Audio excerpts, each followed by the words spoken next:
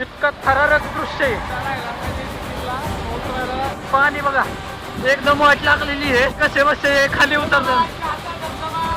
शपथले पाणी वाढले, घाण पाणी वाढले. काय करावं, उतरायचं अवघड काम झालेलं आहे.